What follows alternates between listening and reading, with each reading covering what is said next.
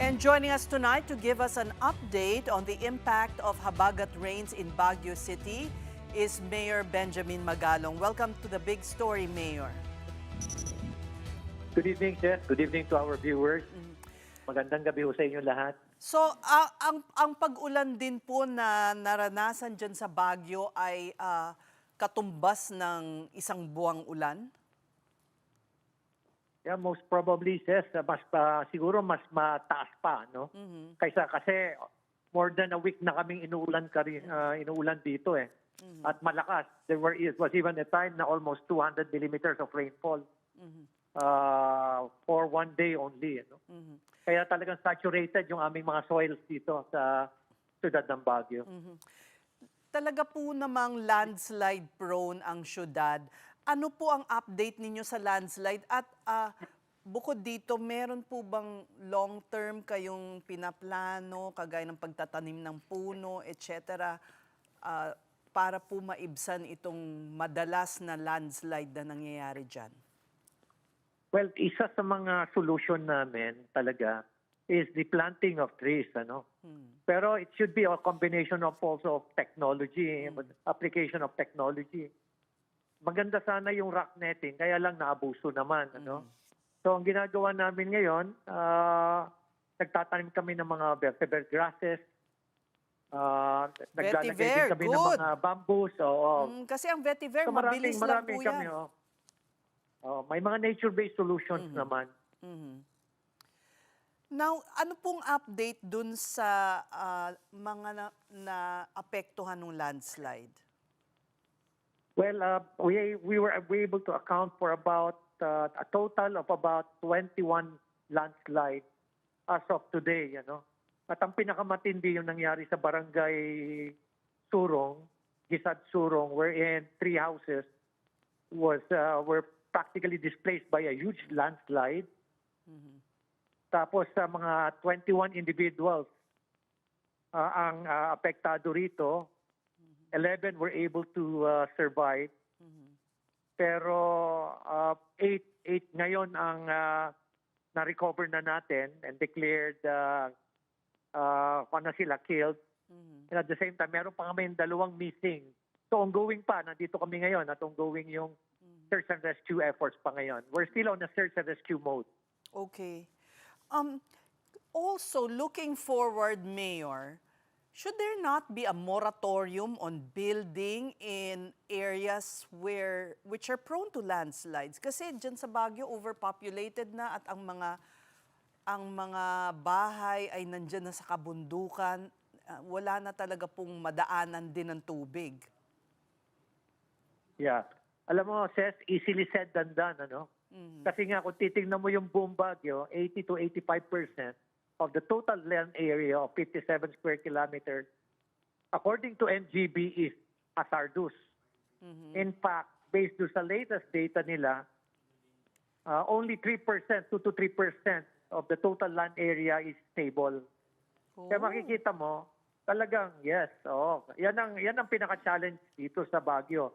And at the same time, there was a law that was passed wherein 2 cities were allowed to build structures dun sa mga lugar sa slopes na 18 and above. This is Baguio City and Cebu City. Kaya lalong na-complicate yung aming land use. Should you not and we were able to count that? Yeah? Should that not be revisited and amended? Well, alam mo, nasa batas yan, Kaya nga ang ginagawa namin ngayon, we just passed a new CLUP. It took us about 3 years to craft it, and hopefully it will be approved, and that will address also yung problema rito sa building of structures sa mga slope areas. Ngayon yung rock netting na sinasabi nyo na naging bunsod nga ng talagang malawakang corruption, are you doing it there na yung mas mababang halaga and you're talking directly to suppliers? Says we don't have any rock netting project because it's very expensive. Oh. It's a very expensive project. we don't have the capability and the capacity to fund it. Ang may kakayahan lang yan yung ating DPWH. Unfortunately, naabuso nga. It was not, the intent was not to protect yung mga motorists o kaya mga residents. Ang intent is pagkakitaan, pagkabuhayan. Ayun. So ngayon gusto ko nang pong puntahan yung issue na yan ng flood control corruption. Isa kayo sa naunang mga whistleblowers. And yet here we are. What can you say about the developments toward going after those who we must hold accountable? Well, there's no doubt about it, that people are really frustrated. And I myself is really, I'm very disappointed with this slow investigation. And until now, ang nakikita lang natin na nakulong yung mga senator. Pero from a very personal perspective, marami talagang mga congressman dyan. And of course, they are also allied with some local government officials. And many of them are actually involved dito sa anomaly, not only sa flood control projects, but in other infra projects as well. Kagaya yung rock netting, wala pa pong nahuhuli o nakakasuhan, tama? Wala pang nakukulong. May kinasuhan na kami. Isa sa pinakamalaking contractor dito sa Cordillera. At siya mismo nagsabi na nagtapat siya sa akin. During my interview, sabi niya, Mayor, tatapatin na kita. 90% ng rock netting dito sa Cordillera substandard. Sabi ko, bakit substandard? Isa lang ang pinanggalingan na supplier sa mga materyales, sabi niya. So, At binanggap nga niya yung pangalan ni Congressman Eric Yap. So kaso pa lang, wala pang, bakit hindi pa, ano bang nangyayari, Mayor? Saan Well, na-file na natin yung case. Na-file na natin yung case sa Ombudsman. Siguro, nagkakaroon pa lang ng nasa preliminary investigation na stage pa lang. Kailan po na-file yun? When I was still with ICI. That's so long Siguro ago. mga siguro a month after I resigned from ICI. Kasi inumpisahan ko sa ICI and then iniwanan ko yung investigation report sa ICI. At pinirinisan ko ng kopya si Secretary Vince Dizon. Okay. So you are as frustrated as we are.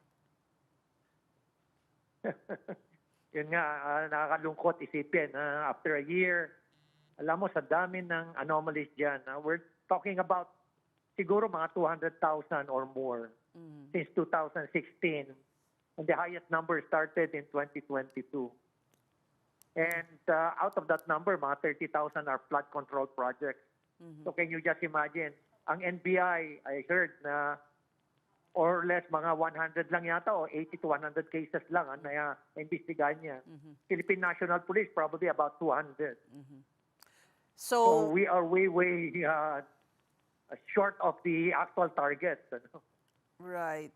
So what is the solution? Well, it is it is a declaration, a pronouncement of the president that, magbigay siya ng target ng bawat investigating body. And kailangan ang mga results measurable din, ang progress measurable din. Tama. Kaya dapat may mga numbers na binabanggit. Right. Somebody must crack the whip. Yes. Yeah. You said it.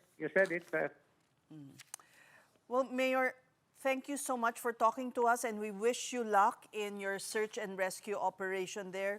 We thank you for talking to us. That was Baguio City Mayor Benjamin Magalong.